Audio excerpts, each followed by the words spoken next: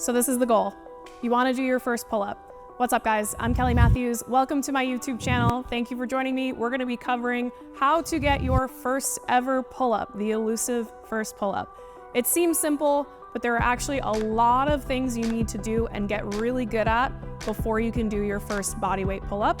We're going to go over all of them, and you guys are going to be doing badass pull-ups before you know it. Let's get started. First, we need to cover the hollow body position.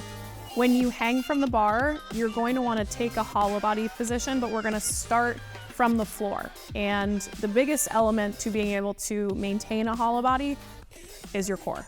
So we're going to go over a couple of core exercises that you can do on the ground in order to work your way up to the bar.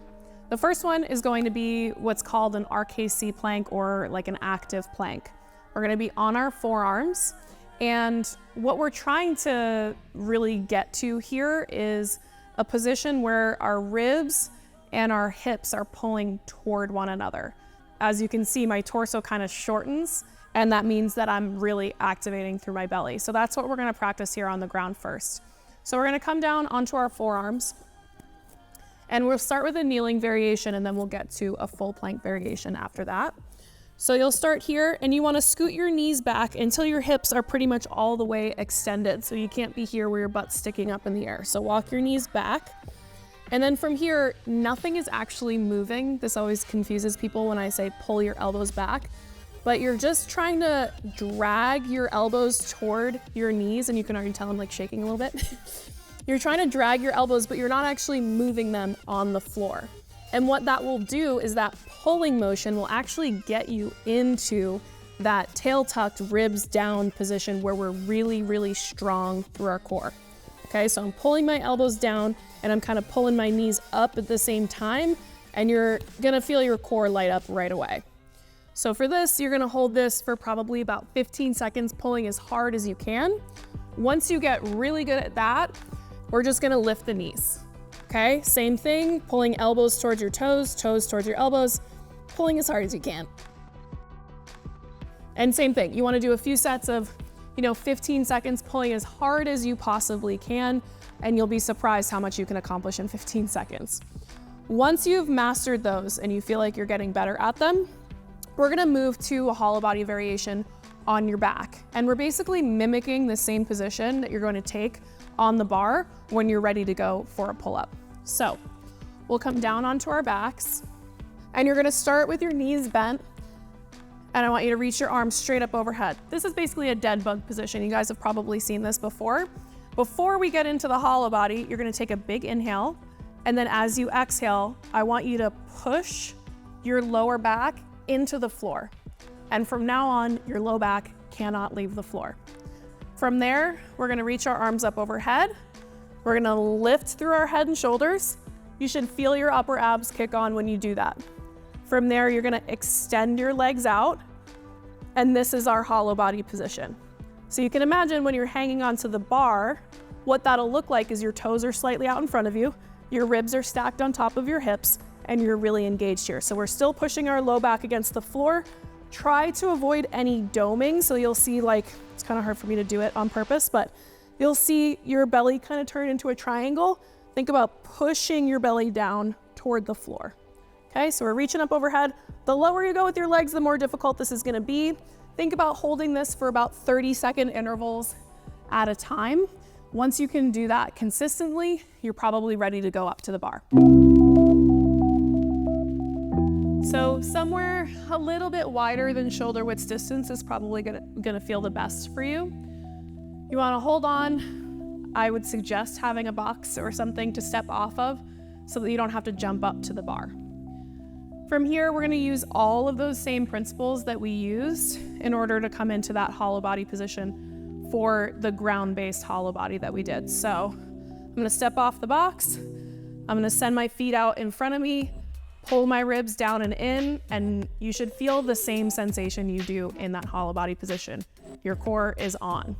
And the goal here is to keep your shoulders down away from your ears and hold this position hopefully up to a minute in order to get better with our grip strength and just holding that hollow body position. So working your way up to 45 seconds to a minute is a good goal to have. Next exercise we're gonna get into is a scapular pull-up or a scap pull-up.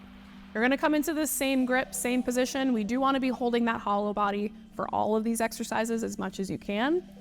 And as you can tell by the name, we're gonna be working with our shoulder blades. And the goal is to come from a really elevated position where our shoulders are way up by our ears to a depressed position where we're pulling straight down, almost kind of putting our lats in our pockets and maintaining that position before we let it go again. Up next, we're gonna get into some assisted variations or modified variations, starting with a banded pull-up.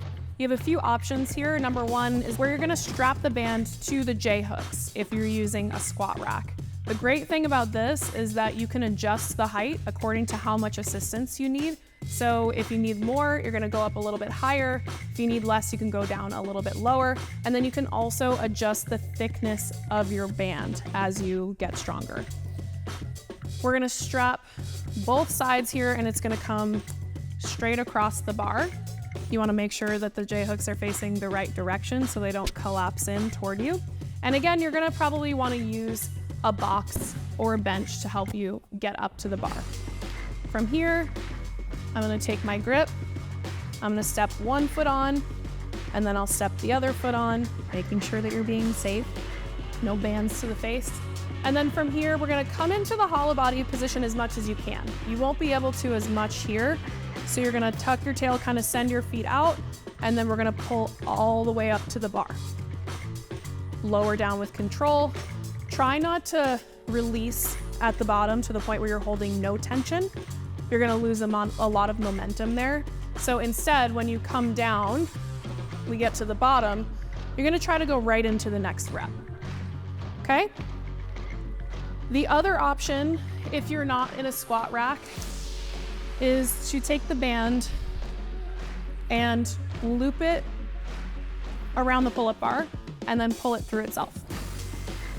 You obviously can't adjust this here, so you'll only be able to adjust the thickness of the band, and it's a little trickier to get into, so be careful. But you're either gonna pull this around your knee, or you can pull it around your foot. And then same thing, we'll come into here. You can put both feet in, so once I'm stable and I come off, I can put my other foot. One of the pros to this variation is you can actually really come into that hollow body position. So as you can tell, I can bring my feet more out in front of me and keep my ribs stacked over my hips. And then from there, you're coming up, lowering down. Remember what I said about keeping momentum. Now, there are definitely some cons to the banded variations. The biggest one, I think, is that you're getting the most assistance at the bottom and the least assistance at the top, okay? So it's gonna feel real easy at the bottom and a lot harder at the top. And that's why pairing this with other assisted variations is a good idea, because what's gonna end up happening is you'll probably get pretty strong at the top of your pull-up and you're not gonna get so strong from the bottom, which is where you have to start. A lot of you guys will probably have an assisted pull-up machine in your gym. Some of them will have you kneeling, some of them will have you standing. But those are a great supplement to these band-assisted pull-ups because you don't have that same problem of having more assistance at the bottom and less at the top. The cons of the machine is that most of the time you're not in the right body positioning, but it's easy to progress through the weight. And again, you can get that consistent assistance throughout the entire thing. Up next, we're gonna do some negatives, which means we're gonna start at the top of the rep and lower down as slow as we possibly can. So it's a slow eccentric pull-up. So we do not have to do the pulling up, we just have to lower down as slow as we can.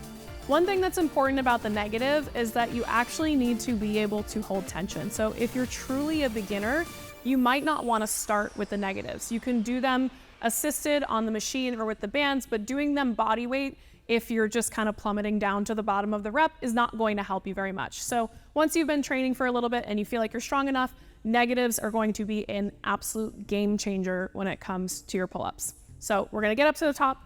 You wanna use probably a pretty tall box. You may still have to hop a little bit to the top, but ideally we're not gonna be swinging a ton when we get to the top of the rep. All right, so this works out pretty well. I'm almost to the top of the bar. I'm gonna take my grip, get up on my tiptoes, and I'm just gonna get a little hop to the top so that I can get my chin up over the bar. And like I said, we're gonna lower down as slow as possible, and that means through the entire range of motion. What I'll see very often is people get to the last 10% and they let it go.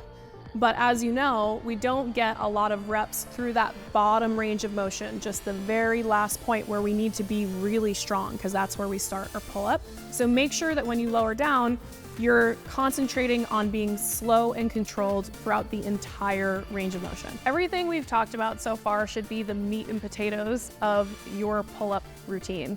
But there are some accessory work exercises that you can work in to strengthen the muscles that you use for your pull-up. Like this dumbbell row, for example, will help you strengthen your lats, help you build up your core. Or lat pull downs. If you take everything you learned today and you do it consistently and you have some patience, you're going to be doing pull-ups before you know it. Thank you guys for joining me. If you want to see more of this type of content, please subscribe to my channel, or you can find me on Instagram and TikTok at Kelly L. Matthews. I'll see you guys soon.